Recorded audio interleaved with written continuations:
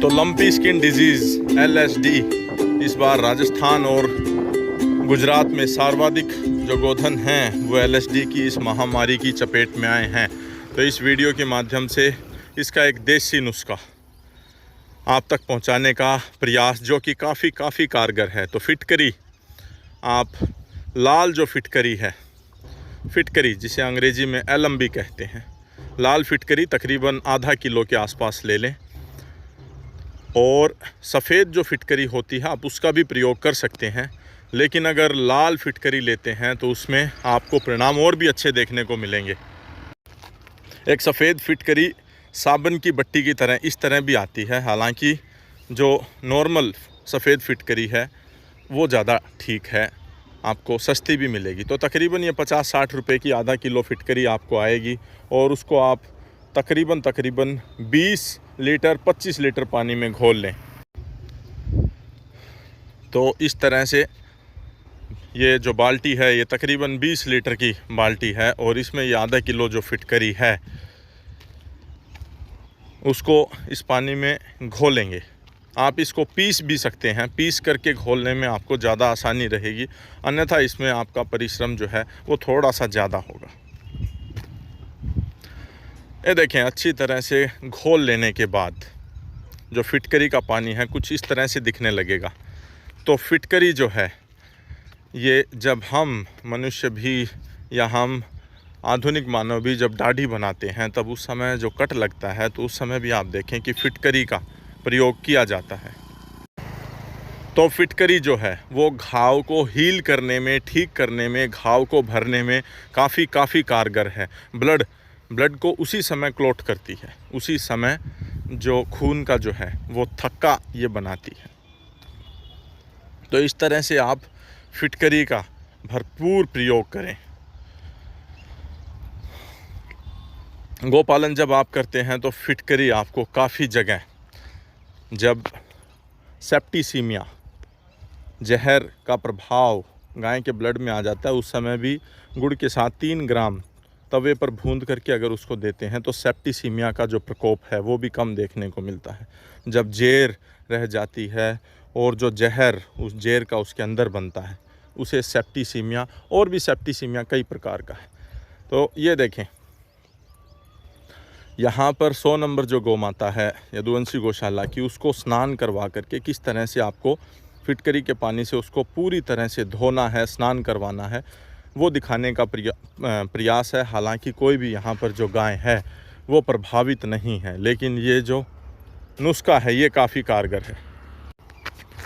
Lumpy skin disease में एक बात और जो अति महत्वपूर्ण है, जो आपको विशेष तौर पर ध्यान में रखनी है, जिस समय ये बीमारी अपना प्रकोप या अपनी शुरुआत जब करती है उसी समय अगर आपने ये जो इलाज है अगर कर दिया तो आप शर्तिया 1 या 2 बार स्नान करने पर ही उससे निजात पा लेंगे, उसको ज़्यादा बढ़ने ना दें। तो देखें, युवा साथी हैं योगेश, और फिटकरी के पानी से किस तरह से गऊ को स्नान करवाना है वो यहाँ पर दिखाते हुए। तो एक बार फिर मैं दोहराना चाहूँगा, आधा किलो फिटकरी 20 से लेकर के 25 लीटर पानी में अच्छी तरह से घोलने के बाद जो प्रभावित गोधन है उसको आप अच्छे से नहलाएं, उसके घावों को अच्छे से साफ़ करें। हालांकि बहुत ज़्यादा रगड़ने की आवश्यकता इसमें नहीं है। और इसके बाद तकरीबन 3-4 जो बाल्टी हैं अच्छे पानी की, साफ़ पानी से उससे नहलाएं। तो एक फिटकरी के पानी से एक बाल्टी 5-7 मिनट उसके ऊपर छोड़ दें और उसके बाद 4 बाल्टी तकरीबन 100 लीटर पानी में धीरे धीरे करके उसको पूरे शरीर को धोएं।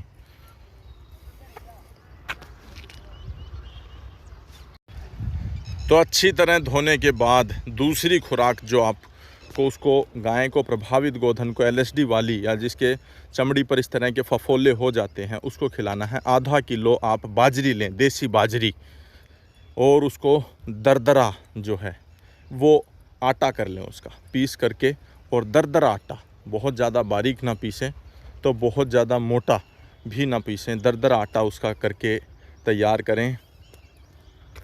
और फिर उसको किसी साफ़ बर्तन में ले करके उसमें तकरीबन आपको 2 बड़ी चम्मच जो हैं वो आमा हल्दी हो तो सर्वश्रेष्ठ है, अन्यथा जो साधारण हल्दी है वो भी चलेगी।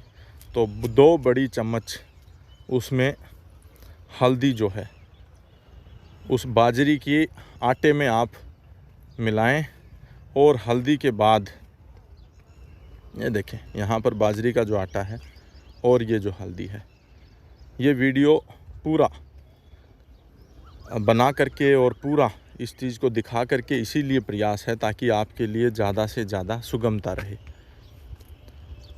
तो हल्दी यहाँ पर ली गई है, बाजरी का आटा लिया गया है आधा kg, और ये लें देसी गाय का घी। जैसे कि अन्य वीडियोस में भी मैंने बताया है, जब आपको गाय बीमार हो, गाय में कोई व्याधि आई हो, तो तकरीबन 70-80% केसेस में अगर आप उसको गाय का घी खिला देते हैं तो वो उसमें कारगर आपको रिज़ल्ट देगा। तो ये देखें तकरीबन आप 50 से लेकर के 100 ग्राम देसी गाय का घी ले लें और इसको अच्छी तरह से औसन लें। जिस प्रकार से आप रोटी का जो आटा गूँथते हैं उसी प्रकार से इसको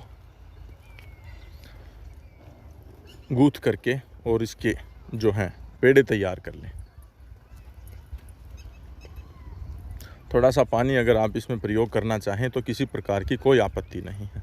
LSD लंपी स्किन डिजीज़, जिसमें इस बार राजस्थान में सर्वाधिक गायें जो हैं उनकी मृत्यु हुई है, मार्मिक मृत्यु हुई है, उसका बिल्कुल एक सीधा घर पर तैयार करके, और क्या आप उसको दे सकते हैं बिना 1 रुपये का खर्च किए। इसमें जब भारी मात्रा में गऊ के इस तरह का चर्म रोग होता है, LSD का जब प्रकोप आता है, तो कहीं ना कहीं किसान भी पीछे हट जाता है, क्योंकि उसकी आर्थिक क्षमता इतनी नहीं होती है कि वो डॉक्टर को बुलाए, डेली अंग्रेजी आधारित चिकित्सा करवाए, फिर डॉक्टर की फ़ीस, फिर उन दवाइयों की फ़ीस। तो वैसा ना करके ये यहाँ पर देखें बाजरी का जो आटा लिया था उसके 2 मोटे पिंडे या फिर जो पेड़े हैं वो तैयार कर लिए गए। ये देखें इस तरह से, और सिर्फ 2 मोटी रोटियां बाजरे की आपको तैयार करनी है, ये इस तरह से, और धीरे धीरे चूल्हे पर उसको पकने दें। और इसमें जो एक बिंदु विशेष तौर पर जो ध्यान रखना है, जो ये रोटी है इसको सिर्फ एक ही तरफ से सेकना है, एक ही तरफ से कड़क करना है, दूसरी तरफ इसको कच्चा छोड़ दें। ये दूसरी यहाँ पर जो बाजरी की मोटी जो रोटी है उसको भी एक ही तरफ से सेकेंगे, दूसरी तरफ उसका कच्चा रहने दें। फिर देखें आधा किलो बाजरी लिया, उसमें आपने हल्दी मिलाई, उसने आपने घी मिलाया, और उसको चूल्हे वाली आंच पर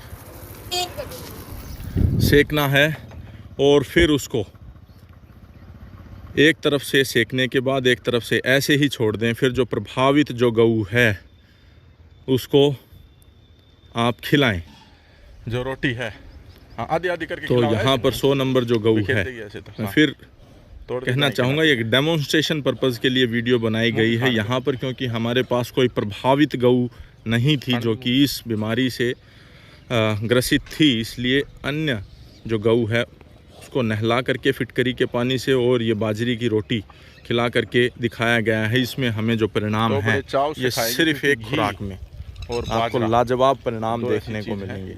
LSD में गाय को एक खुराक के बाद ही जो गऊ बिल्कुल बैठ गई है, जुगाली नहीं ले रही है, वेदना में है, खड़ी नहीं हो पा रही है, वो सिर्फ एक खुराक के बाद आपको बेहतरीन रिज़ल्ट देखने को मिलेंगे। तो इस तरह से आप 2, 3, 4 दिन तक अगर इस तरह से बना कर के आप उसको खिलाते रहेंगे तो LSD का जो है, एक जो काफ़ी अच्छे गौपालक थे, गऊ के चिकित्सा के जो जानकार थे, उन्होंने हमें इस चीज़ के बारे में वार्तालाप के दौरान बताया, और तब ये जो नुस्खा है ये किस तरह से बनाना है, किस तरह से खिलाना है, किस तरह से नहलाना है, ये पूरा तैयार करके और आप लोगों तक पहुंचाने का एक छोटा सा प्रयास।